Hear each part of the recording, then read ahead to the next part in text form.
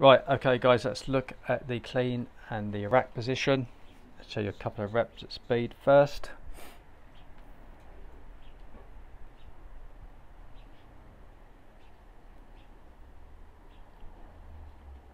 Okay, so as you release from rack, we're going to try and get the bell into the hook of the fingers.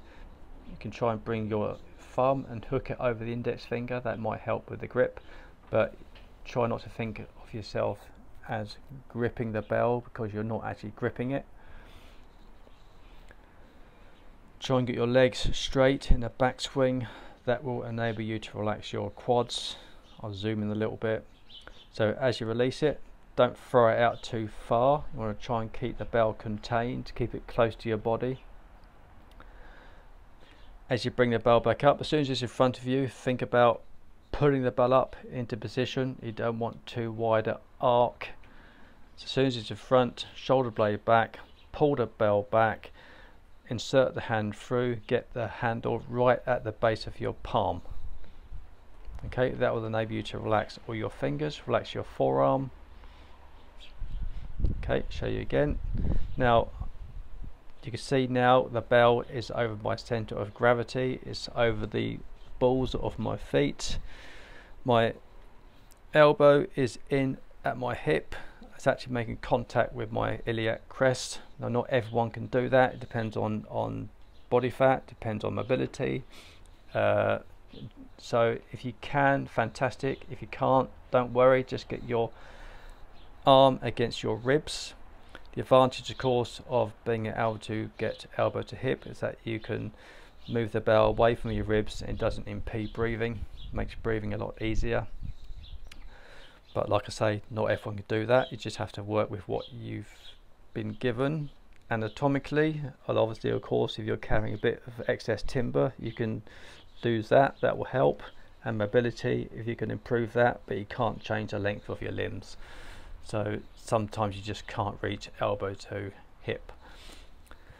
Okay, so it's over the base of my support there, so there's very little musculature being used to hold that bell in position. I can hold that comfortably for several minutes, and over a course of a half or a full marathon, you're going to spend a longer time in rack. So you need to find a position that's as comfortable as possible for your anatomy.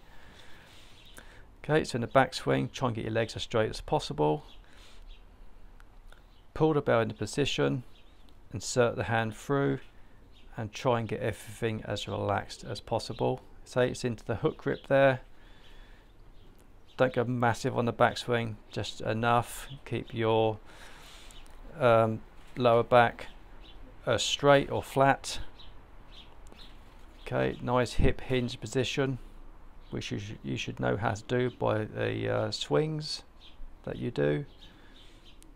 Bell nestles nicely between the forearm and the bicep. Forearm muscles are switched off because you've got the hand fully inserted through, so you're not gripping the bell. The idea is to miss the fleshy part of your palm as you release from rack. Now you'll see there, if I stand up straight, I am forced to move my elbow away from my hip. If I don't do that, the bell will simply fall out of the rack position.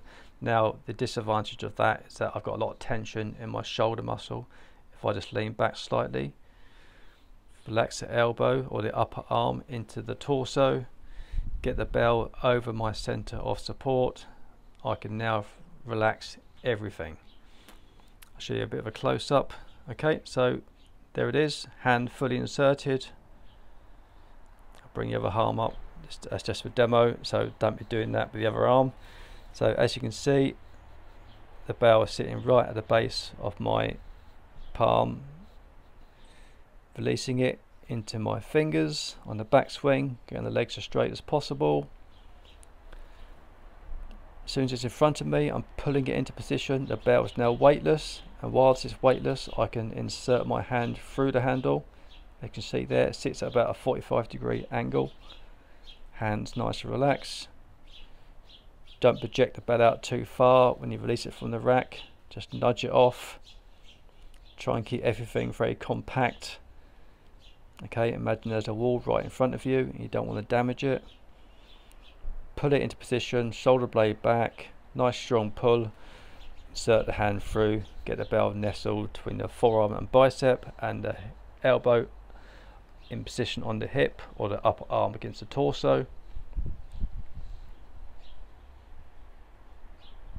Ladies may have to hold the belt slightly off to the side for obvious reasons, but everything else still applies.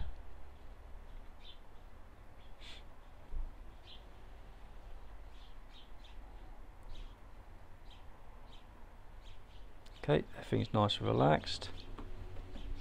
Fingers nice and free, not gripping the bell. Forearm relaxed.